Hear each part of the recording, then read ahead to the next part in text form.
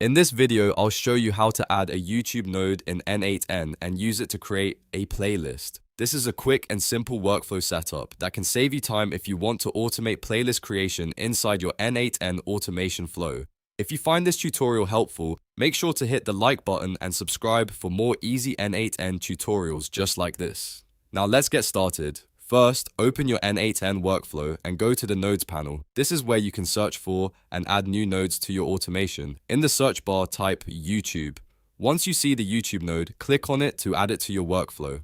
After the node is added, open the node settings. Here, you need to choose the action for what you want the YouTube node to do. From the available options, select Create a Playlist. This tells N8n that you want to create a brand new playlist on your YouTube account. Next, you'll need to configure the node by entering the required details. Add the playlist information exactly as needed, such as the title and any other fields available in the setup. Make sure the details are correct before continuing, because this is what N8n will use to create the playlist in YouTube. If your workflow requires credentials, connect your YouTube account so N8n has permission to access your channel and complete the action.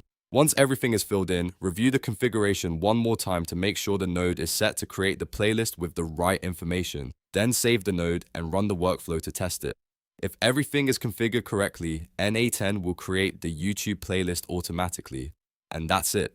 You've now added the YouTube node in N8n, selected Create a Playlist, and configured it with your details. If this video helped you out, don't forget to like the video and subscribe for more step-by-step automation tutorials.